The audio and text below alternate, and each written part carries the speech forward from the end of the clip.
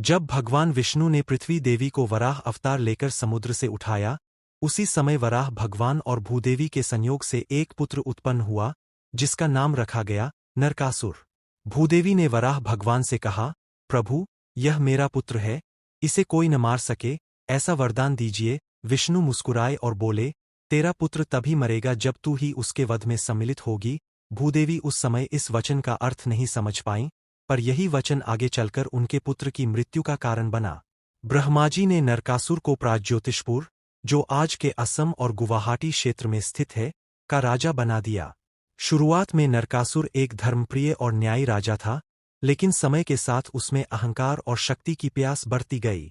शुक्राचार्य की शरण में जाकर उसने तंत्रमंत्र और मायावी शक्तियां प्राप्त कीं और देवताओं, ऋषियों तथा स्त्रियों पर अत्याचार आरंभ कर दिया। उसने स्वर्ग पर आक्रमण किया, इंद्र को पराजित किया और देवी अदिति के कुंडल तक छीन लिए। यही नहीं, उसने 16,000 राजकुमारियों का अपहरण कर उन्हें अपने महल में बंदी बना लिया। उसके सामने कोई टिक नहीं पाता था।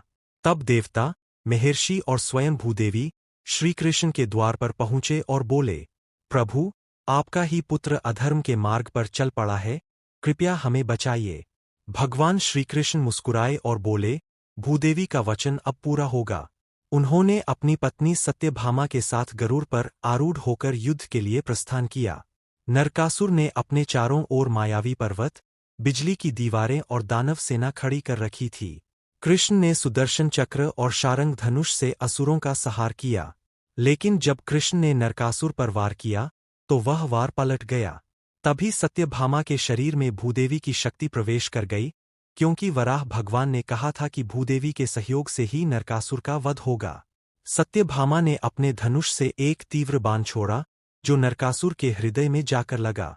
नरकासुर भूमि पर गिर पड़ा और बोला, प्रभु, मुझे क्षमा करें, मैं आपका ही अंश हूँ।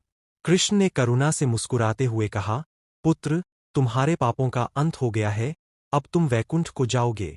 मरते समय नरकासुर ने एक वर मांगा, मेरे मरण के दिन जो मनुष्य स्नान कर पूजा करेगा, वह नरक से मुक्त हो। कृष्ण ने यह वर स्वीकार किया। इसी कारण आज भी कार्तिक कृष्ण चतुर्दशी के दिन लोग नरक चतुर्दशी या छोटी दिवाली मनाते हैं। उस दिन सुबह तेल स्नान, दीपदान और प्रार्थना करने से मनुष्य के भीतर का नरक यानी पाप, अंधकार और नकारात्मकता समाप्त होती है। अगर आप ऐसी और भी रहस्यमय, पुराणिक और दिव्य कथाएं सुनना चाहते हैं, तो सब्सक्राइब करें आध्यात्मिक ज्योति चैनल।